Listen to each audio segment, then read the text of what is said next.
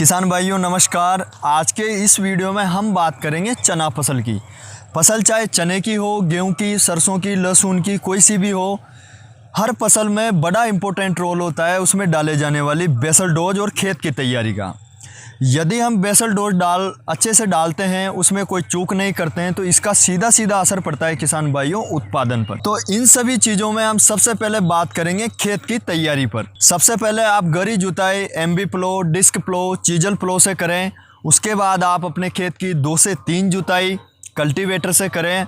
और तीसरे स्तर पर आपको रोटोवेटर बिल्कुल भी नहीं चलाना है, क्योंकि चने की खेती में जो डेखल वाली मिट्टी होती है वो बहुत अच्छी मानी जाती है। इस प्रकार की मिट्टी में चने की फसल बहुत अच्छे से होती है, अतः आप रोटोवेटर चलाकर खेत को बुरबुरा बिल्कुल ना करें। आपको 2 से 3 बार कल्टीवेटर से जुताई करने के बाद अपने खेत को 10 से 12 दिन तक खुला रखना है, ताकि जो ज़मीनी कीड़े और किसान भाइयों जो फंगस के स्पोर होते हैं वो जो धूप पड़ती है उसमें वो नष्ट हो जाते हैं। फिर अपने को क्या करना है किसान भाइयों, चने की खेती अक्सर ये देखा जाता है कि जो सारी मिट्टी होती है जिसका पीएच 7 से ज़्यादा होता है, ऐसी मिट्टी में चने की खेती बिल्कुल भी नहीं हो सकती। या यूं कहें कि जिस खेत में चने की फसल अच्छे से नहीं होती है वो मिट्टी ही सारी होती है। तो सारी मिट्टी के शोधन के लिए आप 5 कट्टे यानी कि 250 किलो जिप्सम प्रति हेक्टेयर की दर से जुताई के समय अपने खेत में ज़रूर डालें। इससे आपके खेत का पीएच लेवल भी डाउन होगा।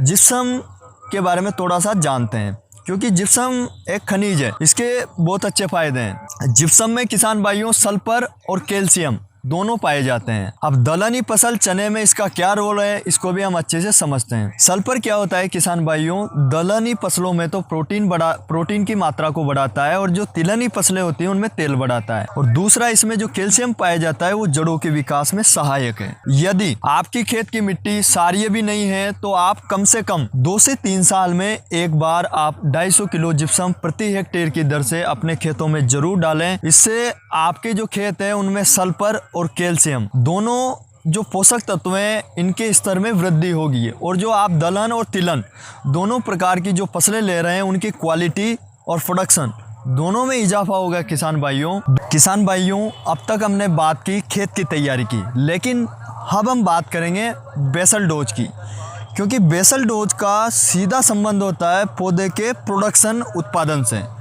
उत्पादन अच्छा आएगा तो मोटा पैसा आपकी जेब में आएगा और आपके परिवार की ज़रूरतें पूरी होगी। किसान भाइयों फसल कोई सी भी हो, हर फसल को अपना जीवन चक्र पूरा करने के लिए 17 जरूरी पोषक तत्वों की आवश्यकता होती है। यदि हम मोटे तौर पर बात करें चना फसल की, तो चना फसल को जिन पोषक तत्वों की सबसे ज़्यादा आवश्यकता होती है उनका नाम है कैल्शियम, सल्फर, फास्फोरस, पोटास और सूक्ष्म पोषक तत्वों में जिंक। कैल्शियम, सल्फर और फास्फोरस इनकी पूर्ति तो हम सिंगल सुपर फास्फेट डालकर बड़ी आसानी से कर सकते हैं। सिंगल सुपर फास्फेट ना केवल 3 ही पोषक तत्व प्रदान करता है, बल्कि जो हमारा सॉइल टेक्सचर मृदा कणाकार होता है उसकी संरचना को भी सुधारता है, जिससे धीरे धीरे हमारे खेत की उर्वरता क्षमता बढ़ती है। और डीएपी डालने से क्या होता है किसान भाइयों, इसमें जो अमोनियम गैस होती है वो जर्मिनेशन पे इफेक्ट डालती है, और धीरे धीरे यदि आप लंबे समय तक अपने खेत में डीएपी डालते रहेंगे तो आपकी जो खेत का उर्वरता स्तर है वो भी धीरे धीरे कमज़ोर पड़ जाएगा। और यह बात देखी भी गई है, जहां आज़ादी के समय 35 हॉर्स पावर क्षमता के ट्रैक्टर से बड़ी आसानी से जुताई हो जाती थी, वहां हम 50 हॉर्स पावर 55 हॉर्स पावर क्षमता तक के ट्रैक्टर आ गए हैं। वो जुताई करते हैं खेत में, फिर भी हमारे जो मिट्टी है खेत की वो कॉम्पैक्ट है। तो किसान भाइयों यहाँ पर मैं आपको रिकमेंड करूँगा कि आप डीएपी के स्थान पर सुपर अपने खेतों में डालें, और जो नाइट्रोजन की पूर्ति है उसे आप यूरिया से करें। तो मैंने यहाँ पर बात की किसान भाइयों, पुरानी चीज़ पर वापस आते हैं। सल्फर, कैल्शियम और फास्फोरस इनकी पूर्ति हम सुपर से कर देंगे। बात करें हम पोटास की, तो पोटास की पूर्ति हम बेसल डोज के रूप में करेंगे। म्यूरेट ऑफ पोटास जो कि एमओपी 50 किलो का बैग आता है उससे करेंगे। किसान भाइयों एमओपी में 60% पोटास पाया जाता है। हम बेसल डोज के रूप में क्या क्या हम अपने खेत में डालेंगे जिससे हमारा प्रोडक्शन अच्छा है। तो किसान भाइयों हम चना फसल को नाइट्रोजन, फास्फोरस और पोटास इनकी कितनी आवश्यकता होती है। 20 किलोग्राम नाइट्रोजन, 40 से 45 किलोग्राम फास्फोरस और 20 किलोग्राम पोटास एनपीके की चना फसल को आवश्यकता होती है। अब बात करें किसान भाइयों की बेसल डोज के रूप में हमें हमारे खेत में क्या क्या डालना है जिससे हमारे खेत से चने का उत्पादन अच्छा है। ना केवल उत्पादन आए बल्कि जो प्रोडक्शन हमारे खेत से आए, जो उपज हमें मिले, जो चना हमें मिले, उसके दाने सुडौल हो, चमकदार हो, बिल्कुल आकर्षित करें हर किसी को, ऐसा उत्पादन हमारे खेत से आए। तो किसान भाइयों बात करते हैं उस बेसल डोज पर। हमें डालना है किसान भाइयों 50 kilogram DAP di ammonium phosphate. दूसरा हमें डालना है किसान भाइयों 150 kilo single super phosphate. DAP आप डालते हैं तो अच्छी बात है, नहीं डालते हैं तब भी कोई दिक्कत नहीं है। तीसरे नंबर पर हमें डालना है 40 किलोग्राम म्यूरेट ऑफ पोटास। चौथे नंबर पर हम डालेंगे जिंक सल्फेट या मोनोजिंक। यदि आप जिंक सल्फेट जो कि 21% जिसमें जिंक होता है और सल्फर भी पाया जाता है उसे डालते हैं तो आपको इसकी मात्रा रखनी है 25 किलोग्राम प्रति हेक्टेयर। यदि आप जिंक सल्फेट ना डालकर मोनोजिंक डालते हैं तो आप इसकी मात्रा रखेंगे 15 किलोग्राम प्रति हेक्टेयर। किसान भाइयों यहाँ पर मैं आपको रिकमेंड करूँगा कि आप जिंक सल्फेट ही डालें, क्योंकि इससे आपको जिंक के साथ साथ सल्फर भी मिलेगा। और सल्फर आपको पता ही है किसान भाइयों, दलहनी फसलों में प्रोटीन की मात्रा को बढ़ाता है और तिलहनी फसलों में तेल की मात्रा को। किसान भाइयों यहाँ पर हमने बेसल डोज के बारे में जाना। अब हम जानेंगे बुआई की उन्नत विधि।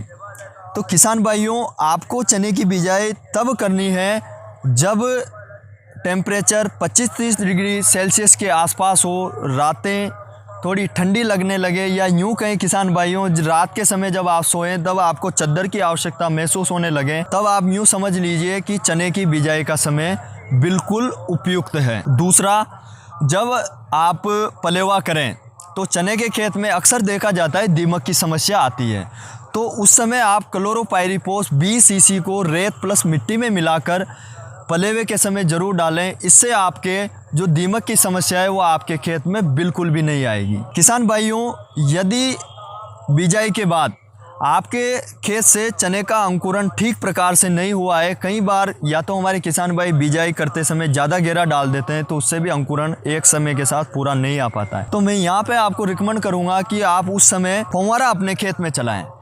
यदि आप फव्वारा अपने खेत में चलाते हैं तो किसान भाइयों कुछ समय बाद आपका खेत बिल्कुल हरा हो जाएगा और सभी जो बीज आपने डाले हैं उनका जर्मिनेशन होगा, पूरे के पूरे बीज उगेंगे। आप फव्वारा बिल्कुल चलाएं। किसान भाइयों यदि आपने अभी तक चने की बिजाई नहीं की है तो पूर्व में हमने चने में जो उकटा रोग लगता है उसका कंप्लीट पैकेज इसी चैनल पे डाला हुआ है, आप उसे ज़रूर देखें। और इसी चैनल पर बारी बारी से हम चना फसल पर पूरी एक सीरीज चलाएंगे जिससे आपको समय रहते हैं उन सभी चीज़ों का ज्ञान रहे, नॉलेज रहे, आपकी जानकारी में वो सब चीज़ें रहें ताकि आपके खेत से एक अच्छा प्रोडक्शन आ सके। किसान भाइयों ये वीडियो यदि आपको पसंद आया है तो आप वीडियो को लाइक करें, चैनल को सब्सक्राइब करें। यदि आप हमारे चैनल पर पहली बार आए हैं तो बेल आइकन आप ज़रूर प्रेस करें ताकि आपको इसी प्रकार खेती किसानी की नई नई वीडियो की अपडेट समय रहते मिल सके। तो इसी के साथ विदा लेते हैं किसान भाइयों। जय हिंद, जय भारत।